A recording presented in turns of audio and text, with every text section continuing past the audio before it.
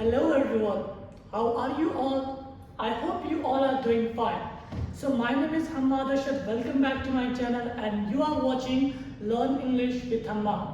So guys, today we are going to talk about an interesting topic and वो sentence है जैसे कि हम कई सारे सेंटेंसेस अपने लाइफ में ऐसे बोलते होंगे कि फिलहाल के लिए तुम ऐसा कर लो और बाद में तुम इस तरह से कर लेना, ठीक है.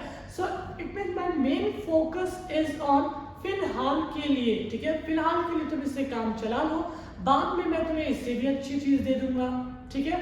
So guys, have you ever thought that how we can create these types of sentences into English?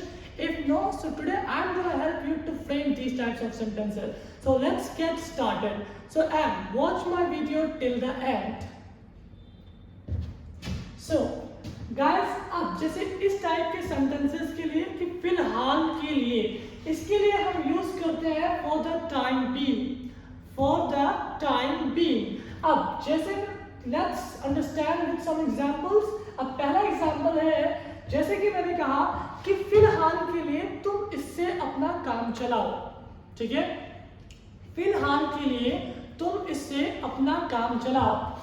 For the time being, फिलहाल के लिए for the time being, make your work, do with it. Make your work, do with it. अब guys ये क्या है? Make your work, do with it. What is it? देखिए, make your work इसका मतलब होता है do with it. यहाँ पर यहाँ लिखते हैं make your work, do with it. किसी भी चीज को जैसे मैंने आपको लिया, मैंने कहा इससे अपना फिलहाल के लिए काम चलाओ, तो make your work, do with it का मतलब होता है इससे काम चलाना. So अब for the time being का मतलब होता है फिलहाल के लिए, और make your work, do with it होता है का मतलब होता है इससे काम चलाना. तो अब हम सेंटेंसेस को जोड़ेंगे, कैसे बनेगा? For the time being, फिलहाल के लिए, make your work, do with it, इससे अपना काम चलाओ. फिलहाल के लिए इससे अपना काम चलाओ. For the time being, make your work, do with it. For the time being, make your work, do with it. Let's suppose आपका कोई ड्रीम है आईफोन लेने का, ठीक है, और आपकी मम्मा या पेरेंट्स ने आपसे कहा कि फिलहाल OnePlus से ही काम चलाओ, बाकी फ्यूचर में मैं तुम्हें आपको I will get iPhone for you, ठीक है, मैं दिलवा दूंगा आपको.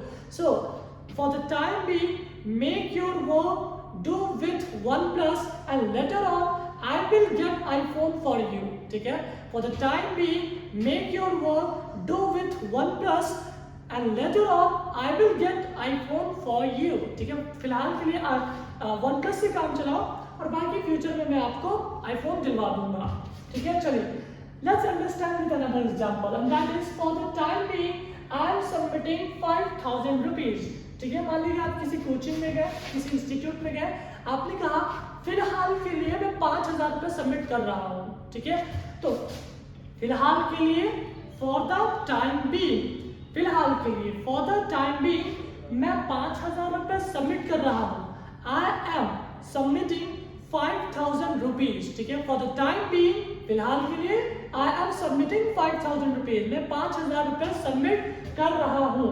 And let's understand with the last example, and that is for the time being I can stay with him. मैंने कहा फिलहाल के लिए मैं उसके साथ रह सकता हूँ, रुक सकता हूँ.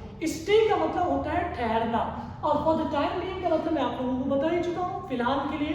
तो for the time being फिलहाल के लिए I can stay with him, मैं उसके साथ रह सकता हूँ. For the time being I can stay with him. So अब आप लोगों के लिए होमवर्क ये है कि दो सेंटेंसेस आप लोग खुद से बनाएंगे. And guys, I always and I repeat it in my every video कि जब भी मैं सेंटेंसेस बोलता हूँ तो उन्हीं के साथ में सेंटेंसेस को आपको भी बोलना है. Because if you want to learn English, that is how you are going to learn English.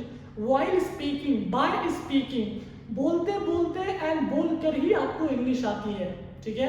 There is nothing, just it is a type of bugbear that English is very tough, but आपको क्या करना है, you have to keep practising.